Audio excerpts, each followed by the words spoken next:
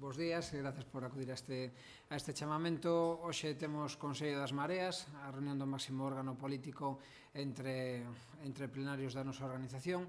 Tiñemos unha serie de puntos de orden do día que queríamos compartir con vos, que teñen que ver co debate dun documento político alrededor da configuración e da relación entre os eixos nacional e social e como vamos a encarar a nivel discursivo as eleccións autonómicas e tamén no que ten que ver en como relacionar iso ca nosa propia oferta electoral, non? Desde o punto de vista orgánico. E para iso hoxe acompáñame Marilo Candedo, membro da Coordinadora e do Consello das Mareas, recentemente estreada como flamante diputada do Grupo Parlamentario de Marea, diga o que diga o reglamento. A miña esquerda, Ana Seijas, vicevocera da organización, responsable da organización e membro tamén da Coordinadora das Mareas. Deixo-vos en primeiro lugar con Marilo Candedo. Bueno, pois no transcurso da reunión estamos debatendo un documento político que sitúa na posición onde xa estábamos no propio comenzo de Marea, que en ese eixe absolutamente transversal entre o soberanismo e as preocupacións de carácter social situadas en torno ás tres emerxencias: emerxencia feminista, emerxencia climática e todo o amplísimo ámbito da xustiza social. Este eixe para nós é, desde logo, irrenunciable. Nos pensamos que ás veces nos debates máis académicos ou máis de politólogos pois se fai como unha interpretación interesada de que o eixe nacional e o eixe social pois teñen que, son casi como a veces dificilmente irreconciliables. Para nós isto non é así, para nós son claramente conciliables e ademais traballamos desde o comenzo e seguimos nesa liña de superar ese dilema que creemos que é un dilema interesado. Como vemos? Pois vémolo desde o punto de vista dun soberanismo que se define non excluinte, é dicir, un soberanismo que entende que é a cidadanía galega quen debe definir as súas necesidades e quen debe marcar tamén cales son as súas prioridades e a maneira de abordalas. Por que un soberanismo incluinte? Bueno, porque aquí non se necesita ter carné de ninguna caste para participar en unha organización que entenda que estos son os básicos, os elementos básicos desde os que abordar a realidade galega, diante das eleccións, pero tamén na práctica política diaria. Para nós, o soberanismo, unido a esta cuestión das emerxencias nas que vimos traballando, realmente son os eixes de cambio na política, e aí é onde nos queremos situar como espazo autónomo. Efectivamente, como decía Mariló, esas son as nosas prioridades e iso é o que nos define como organización. En Marea é unha organización política e como tal pois é unha organización que se preocupa polo futuro do país. Hai moi próximas unhas eleccións autonómicas e, dende logo, en Marea vai ofertar a súa proposta política á cidadanía de Galicia. En Marea vaise a presentar ás eleccións autonómicas porque seguimos pensando que o espazo de Marea, a opción política que en Marea pon sobre a mesa é unha aposta diferente, é unha aposta necesaria para o país e é necesaria para que se produza ese cambio que levamos demandando tanto tempo e que todas necesitamos. En Marea vai concurrir a esas eleccións, pero en Marea sempre foi unha forza dialogante. Creo que se algo tamén nos caracteriza, aparte das cousas que xa citou a miña compañeira, é esa vontade sempre de diálogo, ese falar sempre e ter en conta as persoas, estar atentos á cidadanía, pero tamén estar atentos ao resto dos espazos políticos, pero sempre, igual que o facemos dentro da Marea, nunha clave de horizontalidade. Somos quen de falar, de dialogar e de chegar a acordos, pero en espacios que nos recoñezamos como iguais. En Marea está, como o resto de forzas, presentando o seu proxecto e, dende logo, ese diálogo vai a estar aberto, pero sempre recalcando ese plano de horizontalidade, porque nós temos unha aposta política propia, que é na que creemos e a que defendemos e a que creemos que moitos cidadáns estaban agardando e por iso nos nacemos e seguimos sendo tan necesarios para o país. Estamos, pois, ante unha xornada de debate político importante, na medida en que estamos configurando ou asentando, reafirmando esa idea de soberanía para a transformación social, soberanía para decidir desde Galicia todos aqueles eixos que son fundamentais para mellorar a vida da xente. Falamos da soberanía para que desde Galicia se decida todo o que teña que ver ca igualdade entre mulleres e homes, a necesidade de que nos decidamos o que é o mellor para a protección do medio ambiente no noso país e, finalmente, a soberanía sobre as decisións económicas que son as que condicionan as políticas de redistribución, de renta e riqueza e, polo tanto, o exercicio dunha verdadeira xustiza social, que é no que estamos, non? Por lo tanto, e isto ten especial importancia agora porque estamos ante unhas eleccións de carácter autonómico, non? Por lo tanto, que importancia lle atribuímos nós á cidadanía galega? Pois a importancia toda para decidirlo todo. E por eso esa idea de soberanía política do noso país para decidir todo aquilo que lle interesa nos eidos sociais. O dereito a decidirlo todo no campo social, no campo de igualdade, no campo do medio ambiente, que é unha das situacións de emerxencia que a nivel mundial estamos hoxe convocadas e convocados, pois é algo que non pode para nós esperar ningún minuto máis, non? E a partir de aí a definición ben clara de que a nosa oferta política electoral ten vocación de chegar ás eleccións autonómicas con estes eixos e a partir de aí tamén como forza dialogante. Eu creo que é algo que se debe de exixir a toda forza política, a capacidade de chegar a acordos e a capacidade de diálogo para poder chegar a esos acordos de forma horizontal e cooperativa, non? Que esa é a maneira na que desde o primeiro momento quixemos estarnos en política. E iso é o que xe vimos aquí a debater e a forma, a morfoloxía que queremos traballar. Se queren formular algunha cuestión.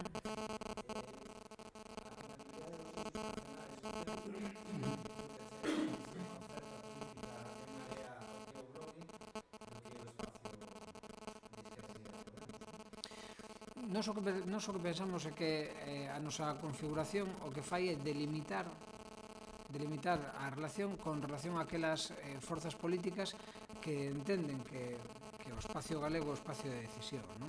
E, polo tanto, nos entendemos que a forma de relacionarnos con esas forzas políticas ten que vir determinada tamén por unha vontade clara de respetar o ámbito da soberanía do noso país, non? E entón esa é a cuestión, non? E aí é onde queremos delimitar o espacio de cooperación.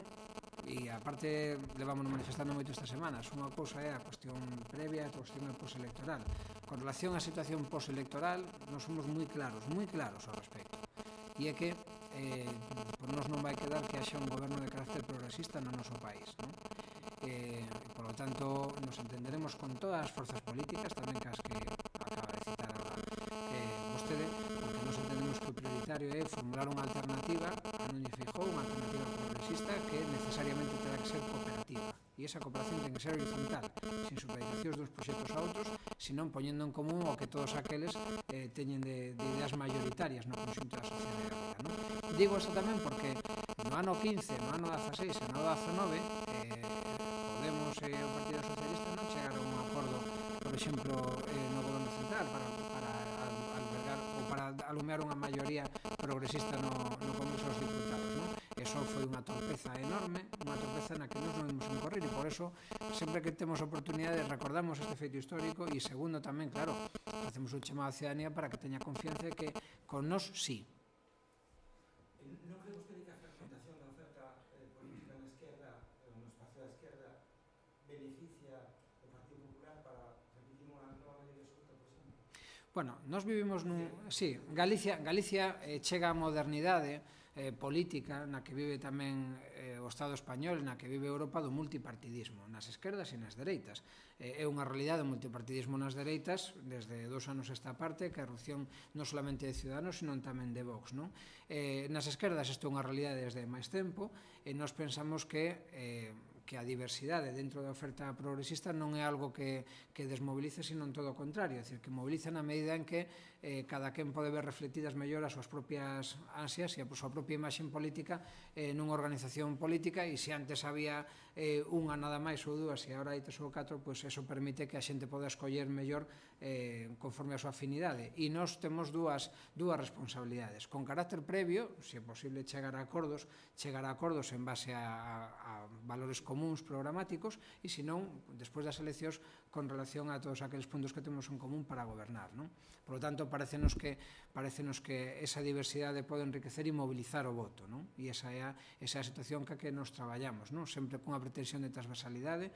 Nos queremos movernos nese galeguismo político que afirma a soberanía do noso país e que está moi preocupado por os eixos sociais. E creo que eso, ademais, os que siguen de todos vostedes a política parlamentaria están vendo como a nivel institucional en Marea a organización política que máis proposicións de lei está levando ao Parlamento que buscan, ademais, ensanchar liberdades públicas e recuperar dereitos sociais.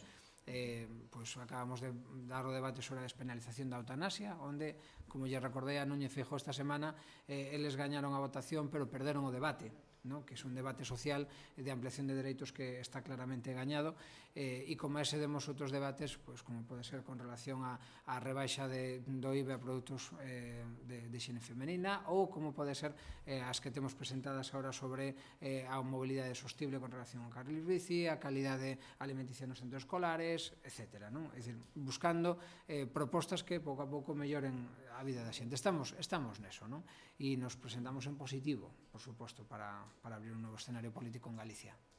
Estades mantendo contactos con algunha forza? Bueno, nós estamos en dous eixos. En primeiro lugar, explicando en público o noso programa e as novas iniciativas.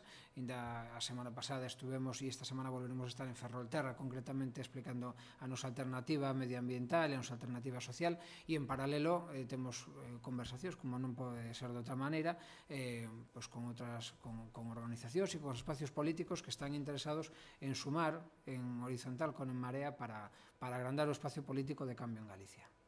Non vos poñedes un calendario, porque claro, mellor se adiantan a cita electoral e mellor estamos un pouco xustos, ou mellor se tedes... Bueno, precisamente esta propia convocatoria política desta mañán ten como obxectivo preparar a organización para o que está por vir, non? Entón, a partir de aí, co discurso xa aquilatado, co postulado sobre espacios de cooperación con outras forzas políticas e co que seguiremos dando pasos que serán anunciados en vindeiras datas. Sí. Vai ser vostede o candidato, en Maneas? Eso depende da organización, non depende de mí mesmo, non? E, polo tanto, cando se dé ese debate, pois é cando daremos unha resposta a esa pregunta. Hoxe o día, para nos hoxe o día de expoñer, de compartir posicións políticas e a nosa alternativa política. Un pouco falando da actualidade, que lle parece o tema do IVA e todo como se está plantexando dende aquí, dende Galicia? Bueno, nós somos moi claros e temos unha posición singular en Galicia e creo que é a máis honesta con toda a cidadanía.